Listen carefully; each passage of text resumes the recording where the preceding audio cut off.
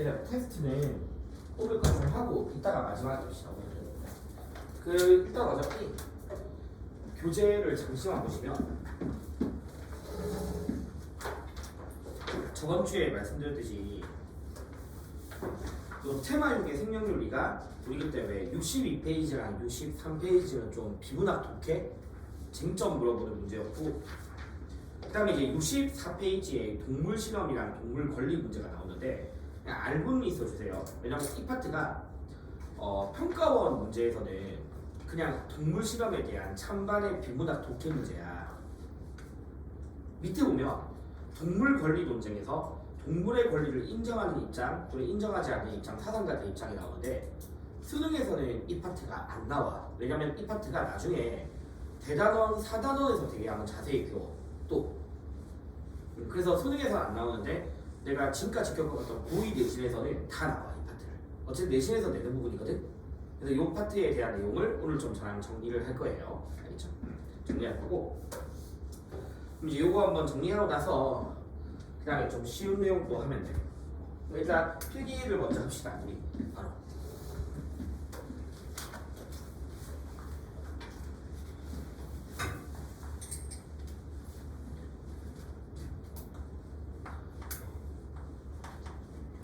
세 번째죠. 동물 실험 관련된 쟁점이고, 그냥 기본적인 동물 실험에 대한 찬성 또는 반대 문제는 그냥 비문학 독해야. 똑같이 독해인데, 그럼 이제 결국 동물 실험에서의 쟁점은 뭐냐면요, 이 동물이 과연 도덕적인 지위, 도덕적으로 존중받을 지위, 도덕적으로 존중받을 지위를 가지는가 가지지 않는가에 따라서 동물 실험을 찬성 또는 반대 입장으로 가릴 수 있는 거지.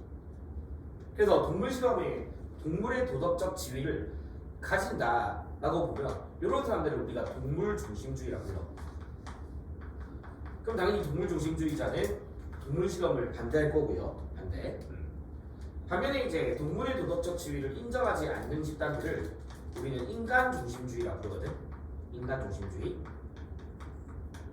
인간 중심주의라고 불러. 나중에 왜 아까 대단원, 사단원에서는 아마 그게 2학기 중간고사 범위일 건데, 거기서는 인간 중심주의, 동물 중심주의, 생명 중심주의, 생태 중심주의, 그리고 사상가들 한 10명 배우거든. 그래서 이제 그 사상가들의 막 공통 입장, 차이점 막 그런 것들 배우는 부분이야. 근데 일단 지금은 요 두 입장만 좀 보시면 돼요. 그리고 아마 이거 통합사회에서 되게 초반에 좀 배웠던 내용이기도 할 거야. 인간 중심주의랑 생태 주심주의 아마 배웠던 거거든. 근데 일단은 이렇게 배운다. 자, 그러면 우린 바로 1번 인간 중심주의 사상가부터 한번 봅시다. 인간 중심주의 사상가. 자, 1번 그 전에 첫 번째는 누구냐면 아리스토텔레스야.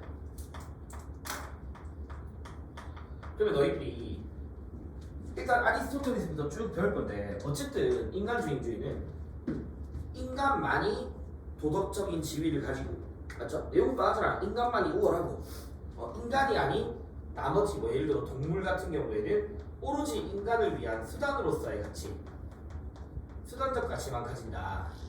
그렇죠? 그리고 아까 말씀드렸듯이 인간만이 우월한 존재. 그러면 이 인간 중심주의는 이렇게 동물이 수단적 가치가 있고 인간만이 우월하다라는 것에 기준을 어디에 두고 있냐면, 요거에 대한 기준은 인간이 가지고 있는 그 이성을 기준으로 나눈다라고 보시면 돼요.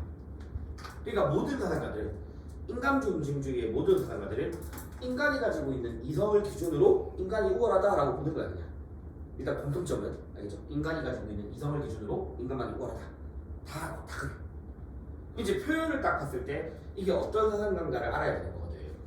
그럼 아까 첫 번째 고대 아리스토텔레스는 이런 식의 문장이 나와. 식물은, 일단 써보자. 식물은 동물을 위해 존재하고, 식물은 동물을 위해 존재하고, 그 다음에 동물은 인간을 위해 존재한다. 그러니까 이 문장을 보고 너희들이 아리스토텔레스 그리고 인간 중심주의를 찾으면 돼. 알겠죠? 그러니까 이 문장에 대해서 막 자세한 해석이나 이걸 가지고서 다른 사람과 어떻게 매치가 되고 이런 것들은 요 파트가 아니라 나중에 대단원 4단원에서 배우는 내용이야. 그러니까 지금은 너희들이 요 문장에서 아리스토텔레스다라는 걸 알고만 있으면 돼요. 또 어쨌든 이 문장을 통해서 알 수 있는 거는 인간이 가장 우월하다 이 말인 거잖아. 맞죠? 그리고 아리스토텔레스도 식물이나 동물은 결국에 인간을 위해서 존재하는 거니까 인간이 아닌 나머지는 오로지 수단에 불과하다. 그게 다야 그냥. 알겠죠? 근데 이제 여기서 내가 한 개만 더 써주면, 굳이 하나만 더 써주면, 이 아리스토텔레스의 세계관이 있어. 이 사람의 세계관이 뭐냐면 자연에 있는 모든 생명체는 주어진 목적이라는 게 존재한다고 이야기해. 주어진 목적. 그러면 별거 없잖아. 식물의 목적은 동물을 위해 존재하는 거야, 그냥. 그리고 동물은 인간을 위해 존재하는 거야. 그런 식으로 모든 생명체들이 목적이 있고 그 중에서 가장 궁극적인 목적은 누구에게 있다? 인간에게 있다라고 보는 거거든. 그래서 이 아리스토텔레스의 세계관을 정오차 목적론적 세계관, 목적론적 세계관. 어쨌든 모든 생명체들은 다 목적이라는 게 있는데 그 중에서도 인간의 목적이 가장 궁극적인 거고 가장 우월한 목적이다. 인간의 목적이 이렇게 하자. 인간이 가장 궁극적인 목적을 가진다. 일단 요 정도로만 알겠죠? 요 정도로만 좀 기억하시면 됩니다. 아리스토텔레스. 자, 그래서 어쨌든 아리스토텔레스 대표적인 인간주의이고, 자, 두 번째 또 누가 있냐면 우리 중세, 우리 앞에서 자연법 윤리를 배웠던 토마스 아퀴나스도 대표적인 인간주의주의 사상가야. 그래서 아퀴나스에 따르면 동식물은 인간에 의해 사용되어지는 것이 운명지어졌다, 이런 식의 표현을 쓰거든. 근데 다른 것보다 뭐에 따른 거냐? 이 사람은 그게 신의 섭리래. 신의 섭리에 따라서 동식물은 인간을 위해 사용되어진다. 이 정도로만 기억하면 돼. 신의 섭리라는 표현만 보고서 아퀴나스 찾으면 돼. 알겠죠? 그래서 이 두 명은 사실 별거 아니야. 두 명은 별거 아닌데 그나마 좀 이제부터 좀 중요한 사람들이 나와. 누가 나오냐면, 자, 근대 철학자로서 동물 실험을 거의 처음으로 정당화시켰던 사람이 있어. 동물 실험을 정당화시켰던 사람인데 누구냐면 데카르트라는 사람이야. 데카르트. 이 데카르트도 이 사람이 어떤 사람이냐면 인간의 이성을 되게 강조했고 이성을 가진 인식의 주체, 이성을 가지지 못한 인식의 대상, 이런 식으로 딱 나누어서 세계를 인간이 아닌 나머지로 이렇게 이분법적으로 나눈 사람이거든. 그래서 데카르트 하면 이분법적 세계관이다. 마찬가지로 이성을 기준으로, 알겠죠? 이성을 기준으로 인식의 주체, 인식의 객체 이렇게 나누었는데 데카르트는 뭘 물어보냐면, 얘들아 봐봐. 인간이라든가 동물, 인간과 동물 한번 비교해보면 인간이든 동물이든 둘 다 육체라는 영역을 가지고 있어. 육체라는 영역. 그렇죠? 그리고 데카르트 같은 경우에는 당시의 대표적인 철학자이면서 수학자이면서 과학자이기도 하거든. 그러면 봐봐. 인간이든 동물이든 이 육체라는 실체는요, 철저하게 원인과 결과라는 이 인과 법칙의 지배를 받는다고 생각을 했어. 왜냐면 우리의 육체도 보면 잠을 안 자니까 졸리를 보고 밥을 안 먹으니까 배에서 소리가 나는 거잖아. 맞지? 그래서 이 육체는 마치 물리적 지배, 물질적이다 또는 물리적인 지배를 받는다라고 생각했던 거야. 다시, 원인과 결과, 인과관계에 따르는 물질적, 물리적인 것, 이렇게 설명을 했었어. 인과 법칙의 지배를 받는. 알겠죠? 반면에 근데 인간은 얘들아 육체뿐만 아니라 뭘 가지고 있냐면 이성이라는 게 있고, 그런 것들이 데카르트는 영혼에 해당된다라고 했던 거야. 인간은 육체뿐만 아니라 영혼의 결합이야.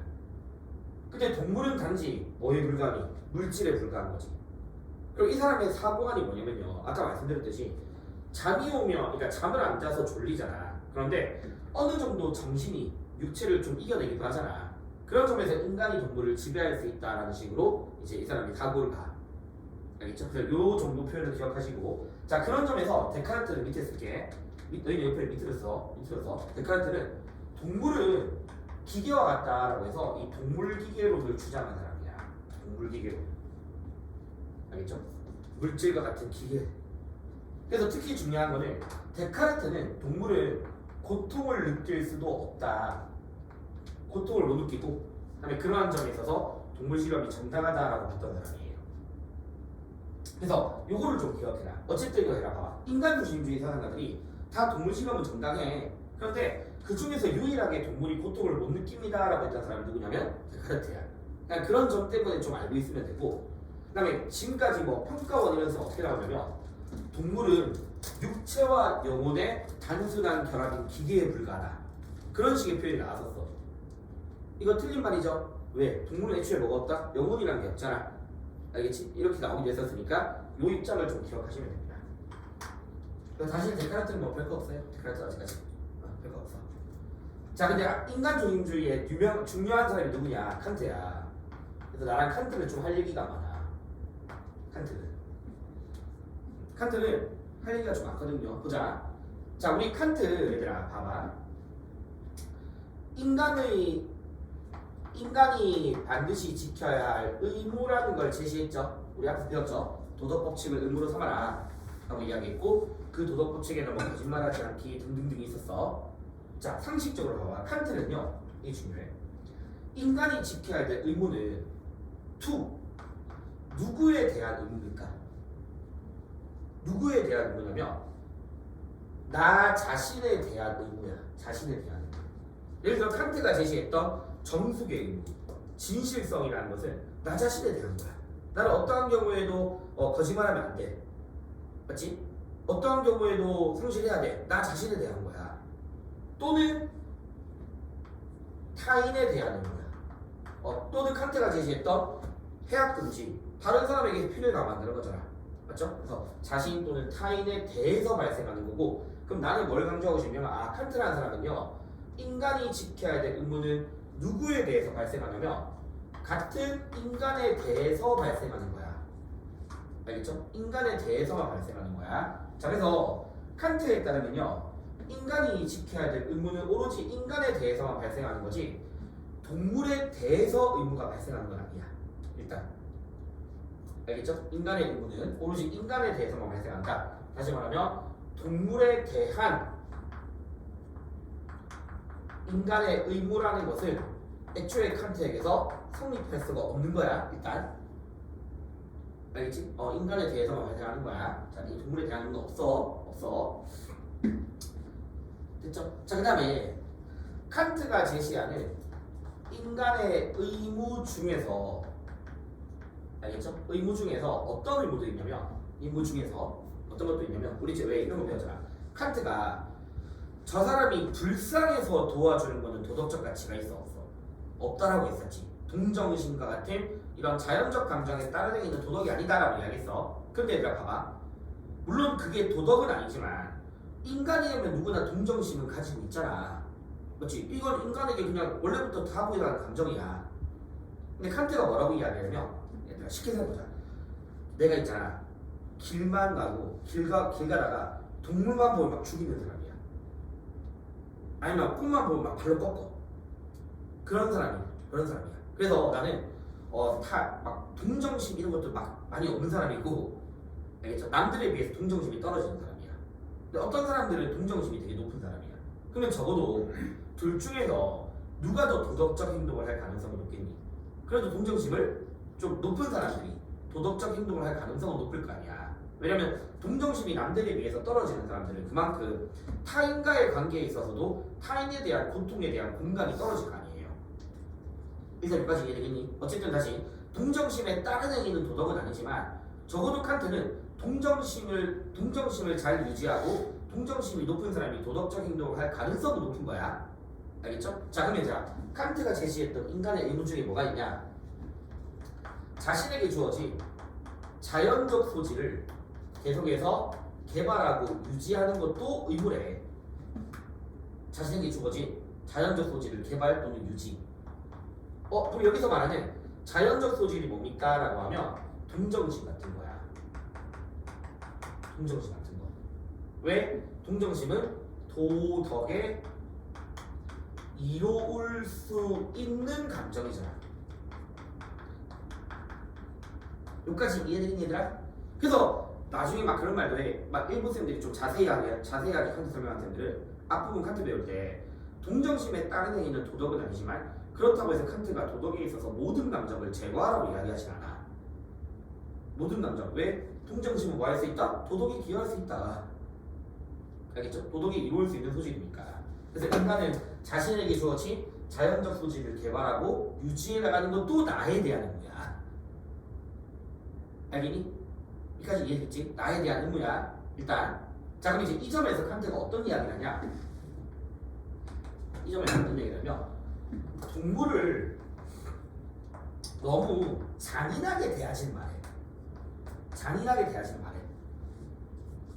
아니면 오랫동안 우리 집을 지켜왔던 개나 말, 동물에 대해서 감사함을 좀 가지래. 요런 표현을 쓴단 말이야. 동물을 너무 잔인하게 대하지 말고 동물에 대한 감사함을 가지고. 그 얘들아, 자 봐. 칸트는 다시 결론부터 말해볼게. 어쨌든 오로지 인간주심주의자고 인간만이 도덕적 지위가 있고 동물의 수단적 가치를 다 인정한단 말이야. 맞지? 근데 함부로 대하지 마라. 감사함을 가지래. 그럼 이걸 통해서 알 수 있는 거는 중요해 얘들아. 칸트는 자 이 문장 이게 동물에 대한 인간의 의무다라고 하면 돼 안 돼? 안 되잖아. 맞지? 애초에 칸트는 동물에 대해서 인간의 의무는 발생할 수가 없어. 인간의 의무라는 건 오로지 인간에 대해서만 발생하는 거야. 동물에 대한 의무는 아니야. 그럼 이거 누구에 대한 거야? 나에 대한 의무인 거야. 맞지? 나한테 주어진 뭐? 자연적 소질을 계속해서 유지해 나가기 위한 거야. 이해되겠죠? 그래서 이거는 얘들아 동물에 대한 의무가 아니라 인간 곧 자신에 대한 인간의 의무다. 이렇게 해야지 맞는 말인 거야. 여기까지 이해되겠니? 자 그럼 다시 한 개만 더 쓸게. 그러면 칸트는 다시 한 번 더 동물에 대해서 인간의 의무는 없다라고 이야기했잖아. 맞지? 그러면 이렇게 동물을 잔인하게 대하지 않고 동물에 대해서 감사함을 가지는 것은 동물과 관련한 인간의 의무에 해당한다라고 하면 이건 맞는 말이야, 틀린 말이야? 이거는 맞다. 알겠죠? 다시 관련한 의무는 맞아. 관련된 건 맞아. 근데 설명 다시 보자 얘들아. 그러면 이 동물과 관련된 인간의 의무는 이제 이렇게 추가해봐봐. 누구에 대한 거야? 동물에 대한 거야? 나에 대한 거야? 나에 대한 거죠. 그래서 동물과 관련한 누구에 대한 인간에 대한 인간의 의무다. 이렇게 이야기했던 사람이 칸트예요. 어디까지나 나에 대한 의무인 거야. 동물에 대해서 발생하는 게 아니라. 어떤 의무? 나에게 주어진 도덕에 이룰 수 있는 자연적 소질을 계속해서 유지해 나가는 의무. 그래서 결국에는 이 칸트라는 사람은 동물은요 오로지 뭐다? 수단만의 가치가 있는 거야. 알겠지? 수단으로서의 가치만 존재하는 거지 그 자체의 가치는 없습니다. 동물의 도덕적 지위를 인정하지 않는 거고요. 여기까지 이해되겠지? 자 그래서 다시 동물에 대한 건 없어. 근데 관련한 건 있어. 근데 누구에 대한 거야? 나에 대한 거야. 알겠죠? 그래서 이거를 다시 한번 말씀드리면 봐봐. 칸트라는 사람은 동물과 관련된 인간의 의무를 인간에 대한 의무로 환원시켰다라고 표현을 하는 거야. 동물에 대해서가 아니라 나에 대한 의무로 환원시킨 사람인 거지. 알겠니? 인간에 대한 의무로 환원시켰다. 나에 대한 의무로 환원시킨 사람이야. 자 근데 내가 이게를 왜 강조하냐면 일단 여기까지 됐죠? 이게 평가원 기준이야. 자 근데 잘 봐봐. 학교 내신이 일부 쌤들이 좀 잘못 설명하는 경우들이 되게 많아. 아직 여전히. 왜냐면 이건 안 적어도 돼. 2, 3년 전까지는 안 적어도 돼. 2, 3년 전까지는 연계교재나 학교 내신 프린트나 심지어 교육청 문제에서도 동물 잔인하게 대하지 말라고 하잖아. 감사함 가지라고 하잖아. 이거를 동물에 대한 간접 의무다. 이렇게 설명하는 선생님들이 되게 많습니다. 이거를 동물에 대한 간접 의무다. 그리고 이 동물에 대한 간접 의무를 야 이거는 수단이야 이렇게 말하는 선생님들이 되게 많아. 이거 완전 틀린 말이거든? 알겠죠? 칸트는 절대로 동물에 대해서는 의무가 없어. 간접 의무라는 건 애초에 그런 건 없어. 알겠죠? 그래서 동물이 우리 집에 잘 지켜준 거에 대해서 감사함을 가는 것도 간접적으로 나에 대한 의무야. 왜? 뭘 위해서? 이걸 위한 거야. 알겠죠? 근데 일부 쌤들이 동물에 대한 간접 의무라는 말을 쓸 거야. 분명히 내신에서 쓰는 학교들이 있어. 근데 이건 더 이상 평가원에서 그렇게 표현 안 하거든. 올해 연계 교재에서도 작년 올해 연계 교재에서도 이제 더 이상 칸트는 동물에 대한 의무는 없다라고 설명을 해. 근데 만약 학교 가는 쌤이 이런 식의 표현을 쓴다. 그러면 한번 물어는 봐봐. 이게 맞냐? 근거 교재 봐봐. 교재 한번 보시면 나중에 우리가 자세히 배운다 했잖아. 이 파트를 또 언제 배우냐면 얘들아 교재 160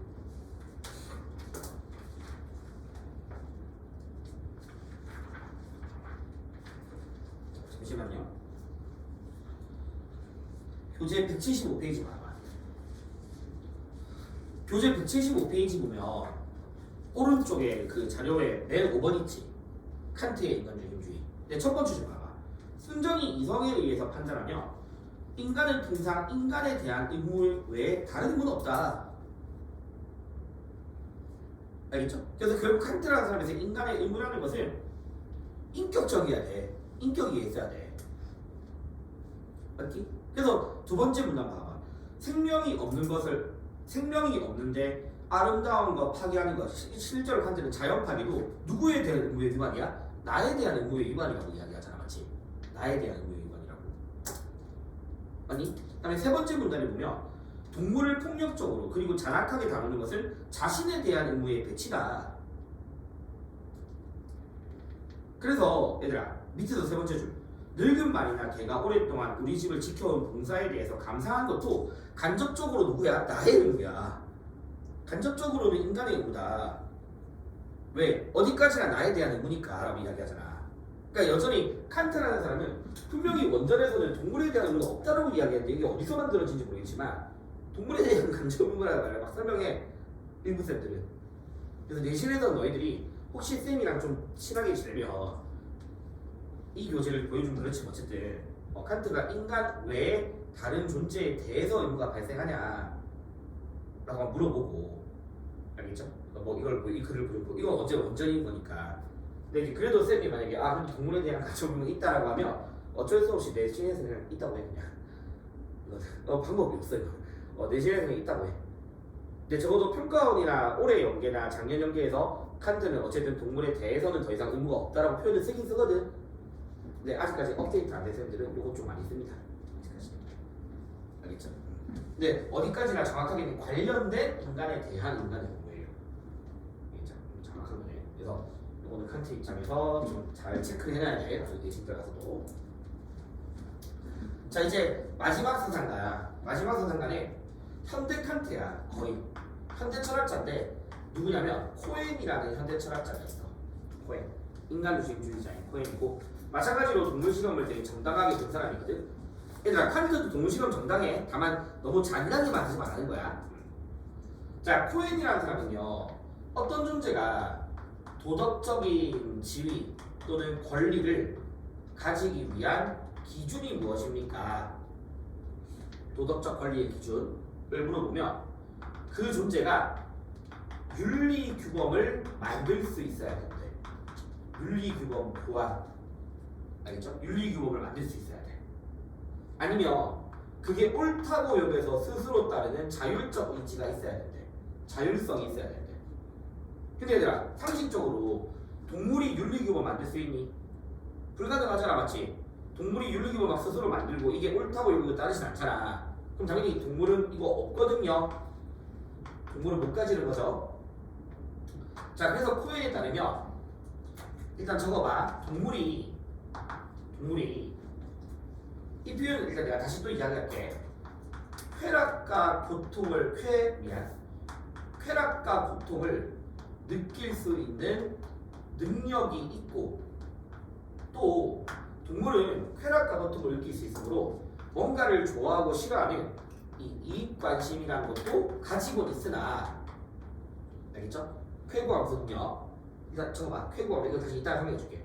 쾌구감성이 아니라 이익관심, 뭔가를 좋아하거나 싫어하는 이익관심이 있다고 하지만 아까 말씀드렸듯이 뭐가 없다? 윤리교본 보완 능력이 없잖아, 맞지? 그러니까 동물은 뭐가 없다? 권리라는 것이 존재하지 않는다라고 보는 거야.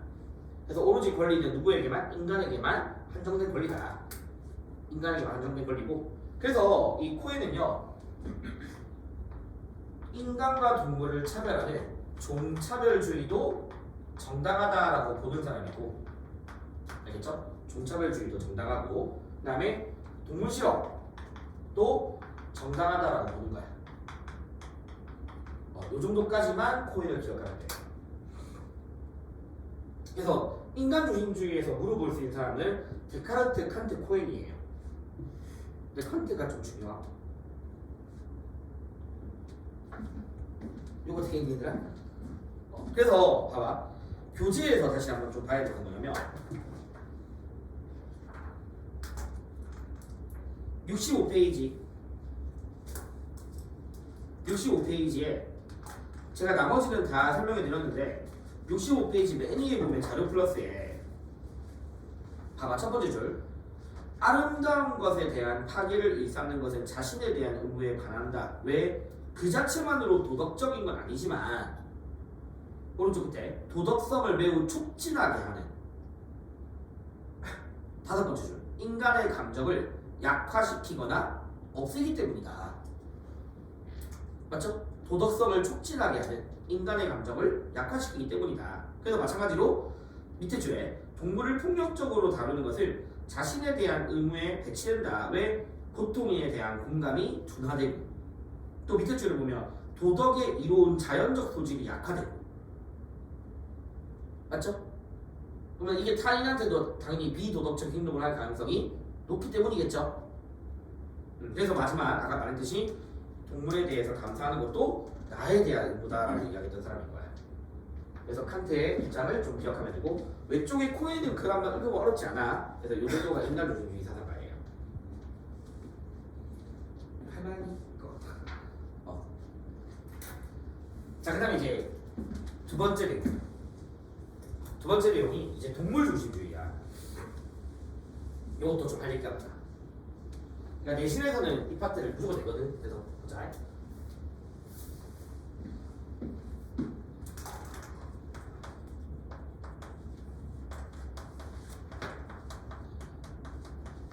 일단 1번 싱어라는 사람을 배울 겁니다. 싱어 공리주의자야. 현대공리주의자야. 그리고 대표적인 책으로는 동물의 방도 이라는 제목의 책이 있어. 그래서 봐봐, 아마 집에 있나 모르겠지만 싱어의 동물의 방도를 보면 초반에는 근현대에서 이루어졌던 동물 실험에 대해서 막 소개를 해. 예를 들어서 뭐 대표적인 실험이 안 봐도 돼. 칸 두 개 나누고, 하나는 이제 전기 흐르게 하고 동물을 여기 놔둔 상태에서 전기 자극을 줬을 때 얼마큼 빨리 이동하게 하는가, 뭐 이런 식의 뭐 실험들이나, 아니면 이제 마스카라에 대한 화학 반응하기 위해서 토끼를 대상으로 이런 눈꺼풀에다가 화학 실험하는 것들, 뭐 이런 것들을 막 소개하거든. 네, 그런 것들이 다 이제 결론을 뭐냐면 큰 이익이 안 된다, 인간에게. 그리고 너무 동물들에게 과도한 고통을 초래한다, 뭐 이런 식으로 이야기를 하는데, 자, 일단 싱어는 이제 중요해. 어떤 존재가 도덕적인 지위를 가지기 위한 기준이 무엇입니까? 그럼 아까 인간중심주의자들은 그걸 이성이라고 이야기했잖아. 그렇지? 이성을 가진 인간이 도덕적 지위가 있다.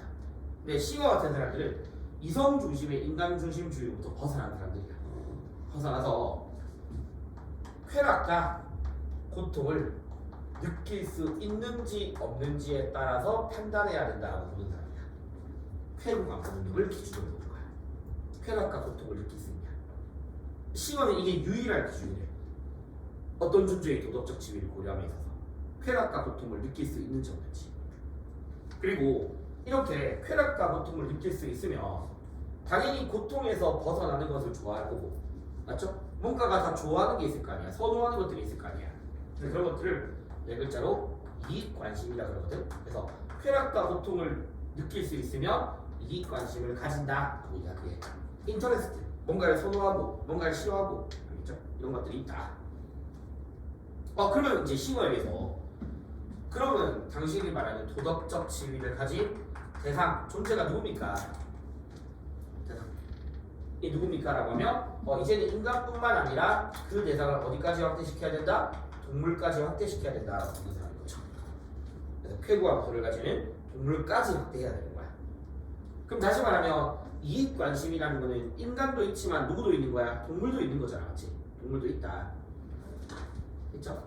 자, 그 다음에 그래서 싱어는 이걸 기준으로 뭘 주장하며 이익평등 고려의 원칙을 주장하는데,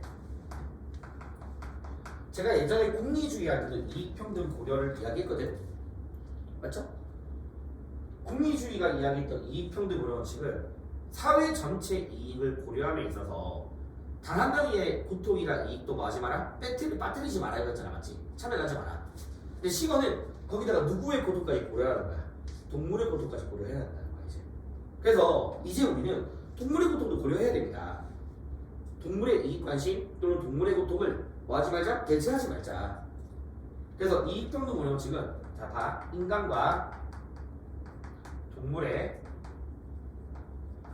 이익 또는 고통, 쾌락 또는 고통을 동등하게 고려하라 또는 취급하라 라고 이야기했던 거야. 동등하게 고려하고 또는 동등하게 취급하라. 그럼 아까 말씀드렸듯이 싱어가 이야기하는 동등하게 고려하라 또는 동등하게 취급하라 라는 거는 아까 같은 말이 뭐였니? 배제하지 말고, 맞죠? 동물의 고통을 배제하려고 하지 말고 차별하려고 하지 마. 그래서 아까 말씀드렸듯이 싱어가 이야기했던 지금까지의 동물 실험들은 동물들의 고통을 뭐 했던 거야? 배제시켰던 거잖아. 맞지? 차별했던 거야. 그래서 자, 싱어는요 결론이 인간이랑 동물은 평등해. 근데 얘들아 잘 봐봐. 너희가 이제 이걸 알아야 돼. 차별과 차이의 차이는 알잖아, 맞지? 남녀는 차이가 있죠. 맞죠? 다시 얘들아, 남녀의 차이는 인정해야 되는 건데 차별은 인정하면 그냥 안 돼. 안 되는 거잖아. 자, 그래서 싱어가 뭐라고 이야기하냐면 같이 이런 말 한다. 자, 나는 인간과 동물의 이익과 고통을 동등하게 고려하라는 이익평등을 이야기하지만 그렇다고 해서 인간과 동물을 동등하게 대우하는 것은 아니래. 인간과 동물을 동등하게 대하는 건 아니래. 이렇게 표현이 나와. 그럼 여기서 말하는 인간과 동물을 동등하게 대하지 않는다라는 거는 인간과 동물은 차이가 있다라는 거야. 그러니까 인간과 동물을 차별하면 돼, 안 돼? 안 돼. 하지만 동등하게 대하지 않는다. 차이는 있다. 그럼 또 같은 말. 차이는 있으니까 얘들아 잘 봐봐. 우리가 동물의 고통을 배제하면 안 되잖아. 맞지? 예를 들어 동물의 배고픔의 고통을 배제하면 안 되겠죠. 근데 인간한테다 김치찌개 줘. 동물한테 주면 돼? 안 되잖아. 다른 거 줘야 되잖아. 그러면 싱어는 다시 차이가 있으니까 인간과 동물을 다르게 대우하는 것이 정당하다고 보겠니? 정당하지 않다고 보겠니? 다르게 대하는 거. 다르게 대하는 거. 이거 정당한 거예요. 다시 남녀를 차별하면 안 되지만 남녀의 차이는 있고 남녀를 다르게 대하는 게 정당할 수 있는 거잖아. 이해되겠죠? 그래서 실제로 싱어는 이 동물 이야기하면서 남녀에 비유해. 남녀 차별, 남녀 평등해. 인간 동물 평등해. 동물의 고통을 뭐 하면 안 돼? 차별하면 안 돼. 알겠죠? 동물의 이익과 고통을 차별하면 안 되지만 인간 동물을 갖다 다르다? 다르다. 그래서 이 사람에 따르면 우리 상식적으로 봐. 상식적으로 인간의 권리가 있잖아. 동물도 권리가 있어. 근데 인간의 권리와 동물의 권리가 똑같니? 그건 아니잖아. 너희가 학습권이라는 게 있잖아. 인간은. 동물은 그런 건 없잖아. 근데 어쨌든 동물도 존중받을 권리는 존재하는 거지. 그러니까 권리가 동일하지도 않다. 알겠죠? 권리가 동일하지 않다고 해서 동물을 차별하면 돼, 안 돼? 그건 안 돼. 그래서 이 두 개를 헷갈리면 안 되더라. 꼭 기억해야 돼. 이거 가지고서 많이 해. 알겠죠? 이익과 고통을 동등하게 고려하라는 말의 의미는 배제하지 않는 거. 하지만 인간 동물은 다르다라는 거. 동일하게 동등하게 대하는 건 아니다. 땡기더라? 자, 그러면서 지금까지. 그래서 싱어는 이제 이러면서 이제 지금까지 이루어졌던 공장식 축산이라든가 아니면 동물 실험, 동물 실험들을 비판하는 입장을 가지고 있는 거야. 비판하고 반대라고 하잖아. 동물 실험을 반대하기도 합니다. 반대하면 당연히 반대하겠죠. 근데 얘들아 여기 잠시만 봐. 이 사람 무슨 주의죠? 공리주의죠. 그럼 얘들아 공리주의가 앞에서 아마 말씀드렸지만 무조건적이고 절대적이라는 게 있어. 공리주의한테. 그건 아니거든. 항상 공리주의는 결과를 보고서 예외가 존재할 수 있단 말이야. 자 그러면 당연히 반대했는데 여기 보세요. 어쩔 수 없이 동물 실험을 할 수밖에 없는 정말 불가피한 상황이다. 그러면 당연히 동물 실험은 동물에게는 고통이고 인간에게는 이익이 된다라는 가정이 했을 때 우리가 만약에 동물들의 고통을 최소화시켜 줄 수 있고 동물의 고통을 최소화시켜주고 그다음에 인간의 이익이 고통들보다 더 크다라고 하면 사회 전체 이익은 커지는 거야 작아지는 거야? 커지는 거죠. 맞죠? 근데 이 과정에서 우리가 동물들의 고통을 배제했니? 배제한 건 아니잖아. 최소화시키려고 했잖아. 그래서 자 당연히 반대하는데 그것도 알아야 돼. 마지막 당연히 반대거든. 근데 동물 실험이 가능한 예외적 경우도 있어. 알겠죠? 그래서 무조건적인 반대는 아니야. 예외적으로 허용될 경우가 있다까지도 기억해야 돼. 동물 실험을 반대하지만 예외적으로 허용될 수 있는 경우가 있어. 알겠죠? 예외적으로 허용될 수 있는 경우. 고통을 최소화하고, 알겠죠? 그 고통 대비 인간의 이익을 입혔을 때, 그리고 사회 전체 이익이 굉장히 커진다면 가능할 수도 있다.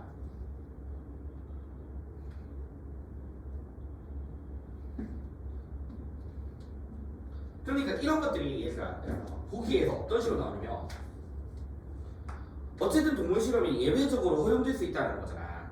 얘들아 동물 실험을 자체가 동물을 실험하는 것 자체가 동물을 인간의 이익을 위해서 희생하는 거잖아. 마치 또는 동물을 수단으로 여기는 거잖아. 그럼 얘들아 봐봐. 싱어는 얘들아 여기 잠시만 보세요. 싱어는 어떠한 경우에도 동물은 인간의 이익을 위한 희생이 될 수 없다고 봤다. 틀린 말이야. 어떠한 경우에도. 알겠지? 어떠한 경우에도 동물은 수단이 될 수 없다고 봤다. 틀린 말이야. 될 수 있는 예외적 경우가 있는 거야. 예외적 경우가. 그래서 싱어 입장을 이렇게 좀 이해하시면 됩니다.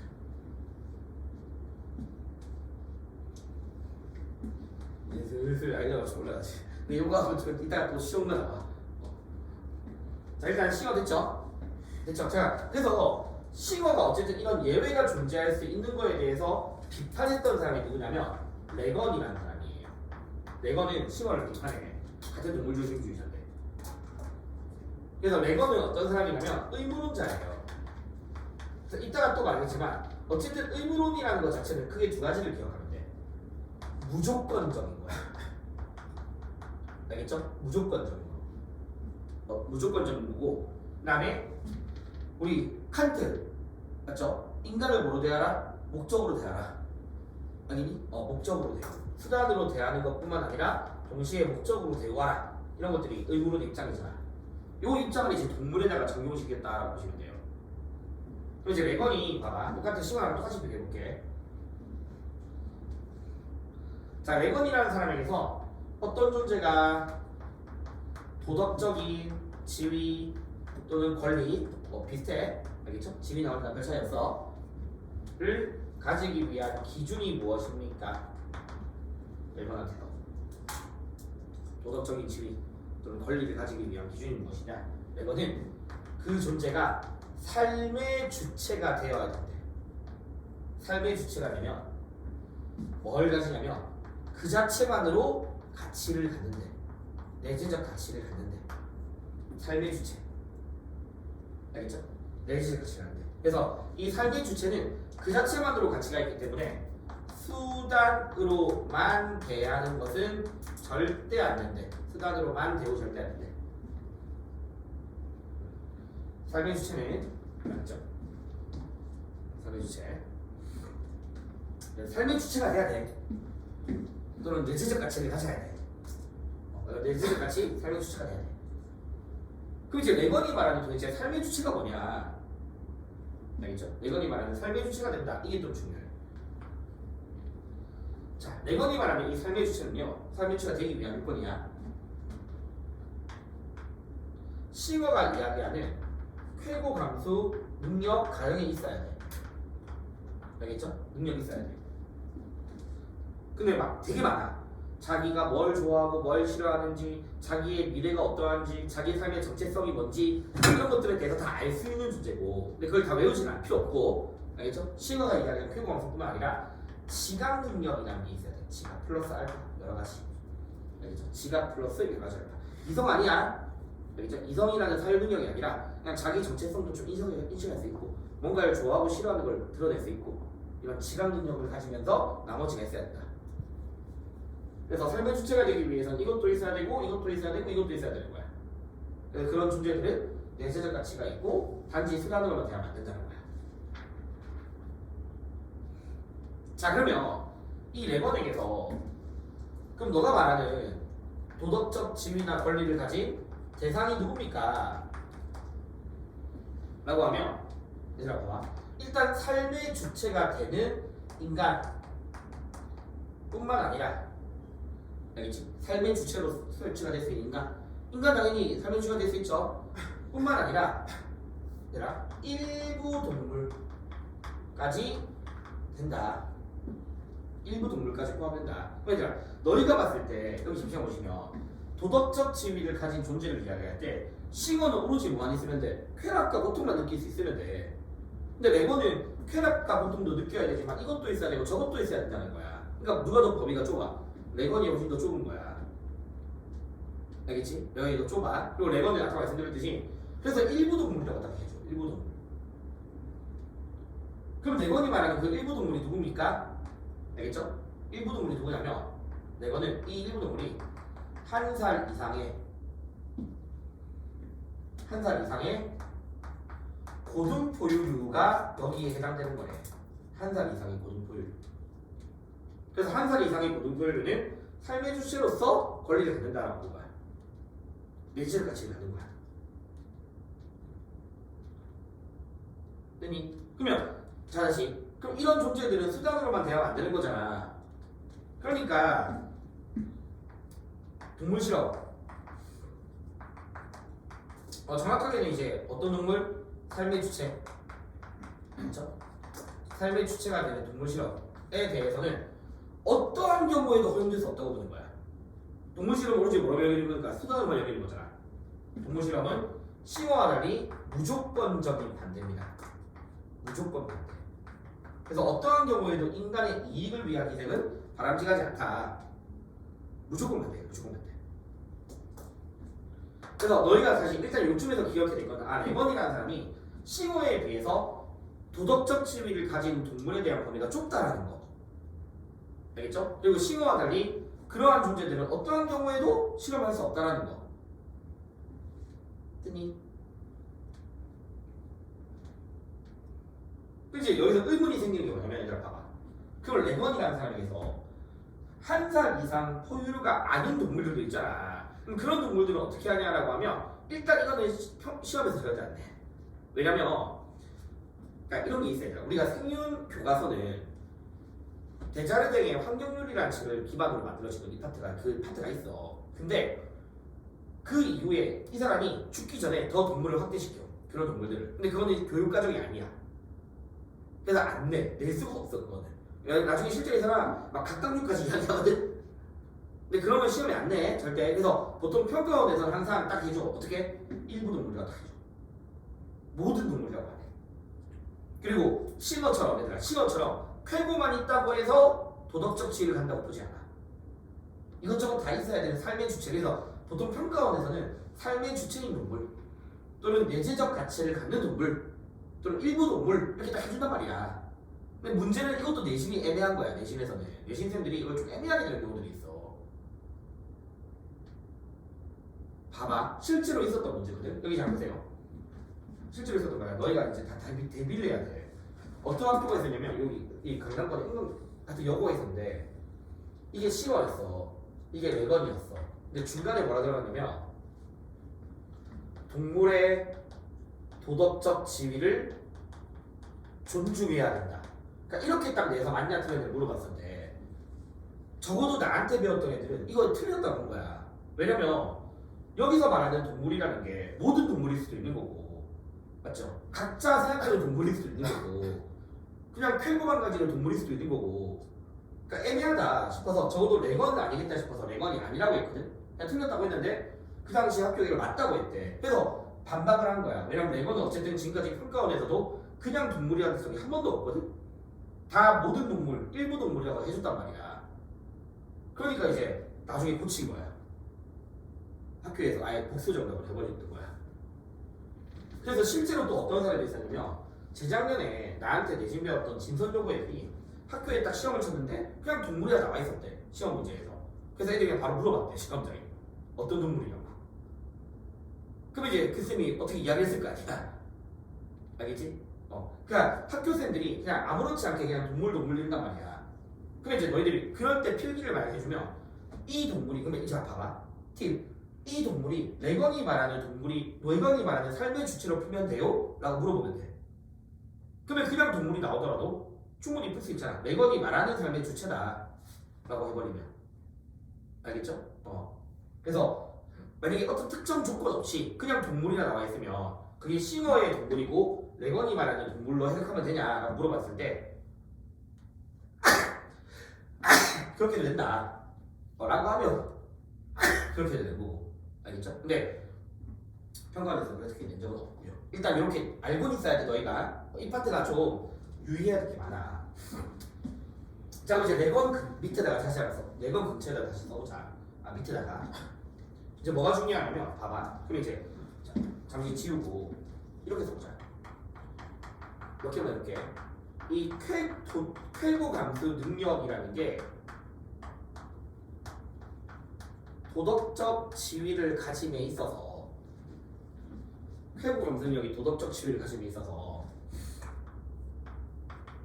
시거는 그게 유일한 조건이야. 그것만으로 충분해. 쾌고만 있으면 되거든. 그럼 싱어한테서는 이게 무슨 조건이냐면 필요 충분 조건인 거야. 싱어한테서는 그것만으로 충분한 거죠. 근데 레건이라는 사람에게서 도덕적 쾌고 감수가 도덕적 지위가 되기 위해서는 일단 당연히 필요하긴 해. 삶의 주체가 되려면 하나하나 다 있어야 되거든. 쾌고도 있어야 돼. 이것저것 다 있어야 돼.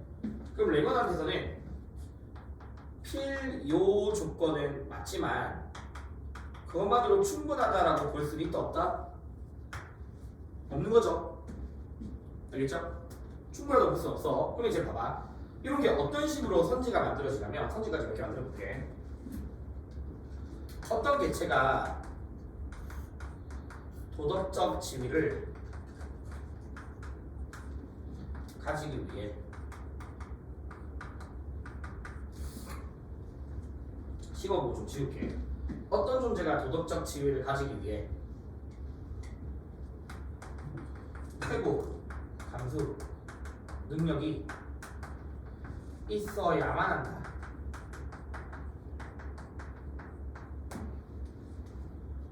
요 문장이야. 개체의 도덕적 지위는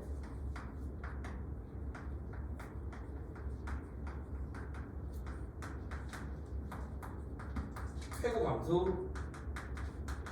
감수만으로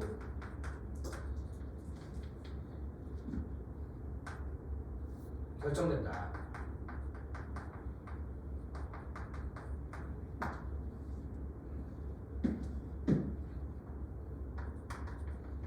쾌고를 가지지만 도덕적인 지위를 그러니까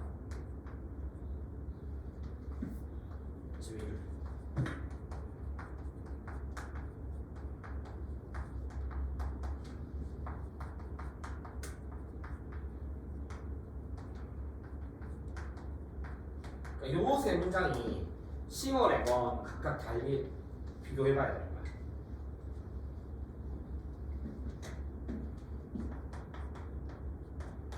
OX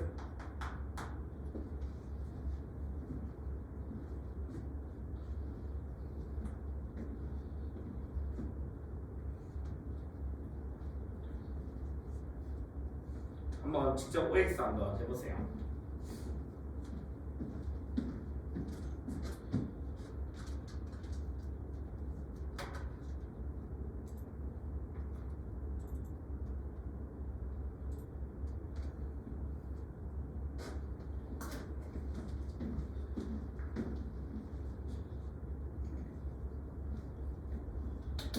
쾌고를 가지지만 맨 마지막 쾌고를 가지지만 도덕적 지위를 가지지 못하는 개체도 존재한다.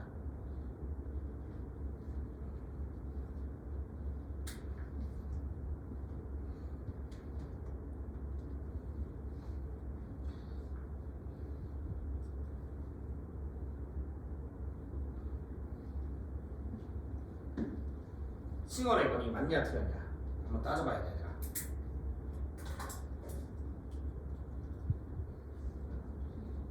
둘 다 맞을 수도 있고 OX로 아닐 수도 있고.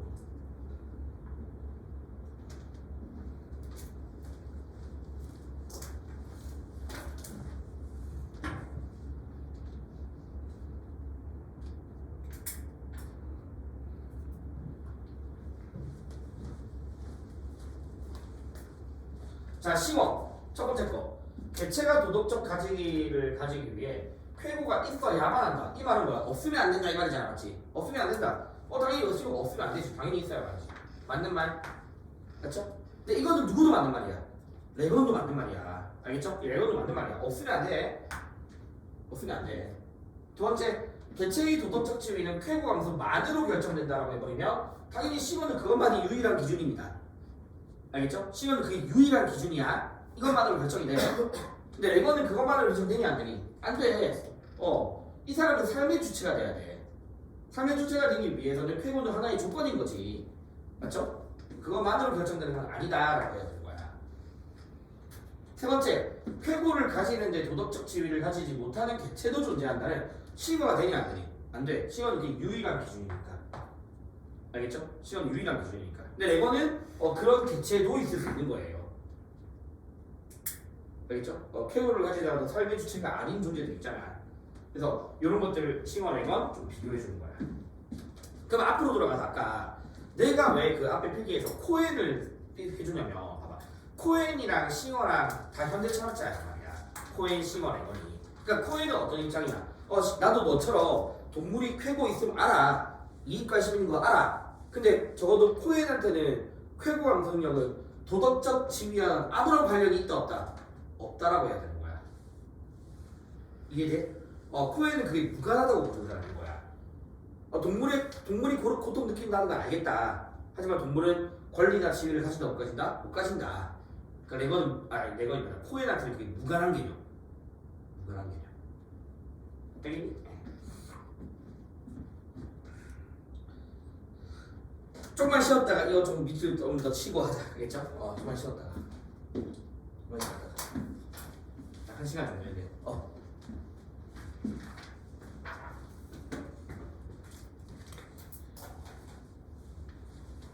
왜 틀렸냐면 피할 수 없는 고통인 죽음이잖아. 애초에 고통이 아니고. 알겠죠? 사유할 수 있는 생각할 수 있는 거. 인간은 당연히 죽을 수밖에 없잖아. 내 자신의 죽음을 뭐 할 수 있니? 성찰하고 반성할 수 있고 그게 오히려 주체적인 삶의 계기가 되는 거잖아. 사유한다는 거는. 알겠죠? 생각해 볼 수 있는 거. 그래서 왜 하이데거는 나에게 언젠가 닥칠 그 죽음을 직시하고 성찰해보고 그걸 계기로 내가 주체적인 삶을 살 수 있다 이렇게 여긴 사람이니까. 그래서 일단 과제 좀 주세요.